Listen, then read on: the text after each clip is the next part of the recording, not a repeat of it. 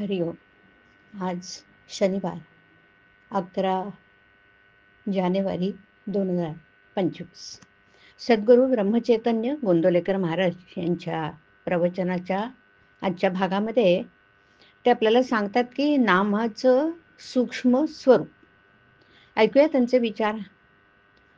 नुसतं राम राम म्हणून राम कसा भेटेल हा प्रश्न माणूस सहजच विचारतो आणि त्याला दाखला म्हणून म्हणतो की समजा एखादा मनुष्य नोकरी नोकरी असा जप करीत खोलीत बसला तर त्याला नोकरी मिळणं शक्य आहे का?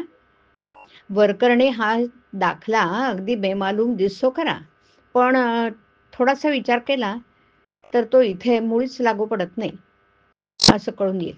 जो दाखला द्यायचा आणि ज्या बाबतीत तो द्यायचा त्याचे गुणधर्म सारखे असावे लागतात. रामनाम आणि नोकरी यांचे परिणाम एकमेकांच्या विरुद्ध आहेत.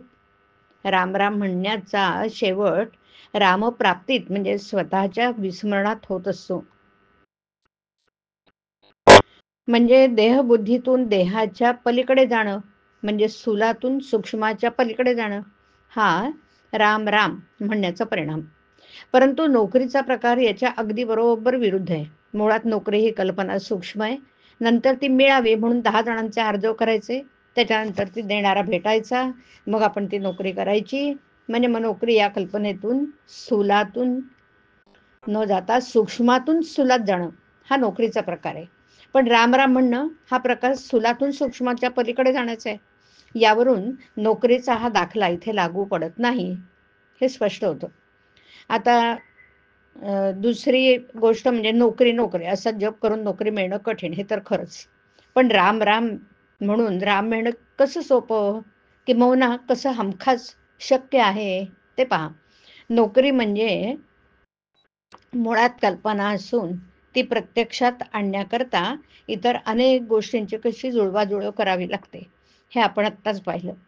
तसंच घर बांधणं ही कल्पना, ती पुरी करून ते घर सर्व बाजूनी सुखसोयीचे आगर व्हावे या हेतूने सर्व जिन्सा पैदा करून त्यात आणून ठेवणे म्हणजेच कल्पनेतून कृतीत येण्याचा प्रकार झाला. आता हे करणं किती कष्टाचं आणि अनिश्चित आहे याचा अनुभव सर्वांना आहे. राम राम म्हणण्याचं उद्दिष्ट स्थूलातून सूक्ष्माच्या पलीकडे जाणं आहे. म्हणजेच अगदी सर्व बाजूनी परिपूर्ण आणि भरलेलं घर एक एक वस्तू फेकून देऊन रिकामं करण्यासारखं आहे. ही गोष्ट करण्याची इच्छा असल्यास कोणालाही सहज होण्यासारखी आहे. तेव्हा नोकरी नोकरी म्हणून नोकरी मिळणं जितकं कठीण तितकंच राम राम म्हणून राम मिळणं निश्चित आहे. सबब राम राम म्हणून राम कसा भेटेल अशी शंका न घेता राम राम जपावं ना. मनाच्या सर्व दुःखाला कारण देहबुद्धी आहे.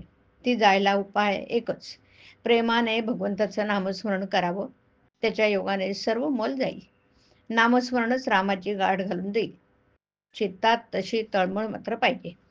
मी पणा टाकावा आणि परमात्मेचं होऊन राहावं. जो नाम घेतो त्याला देहाच्या सुखदुःखाची जाणीव राहणार नाही, तो आनंदात राहील. हरिओम. हरिओम तत्सत. हरिओम.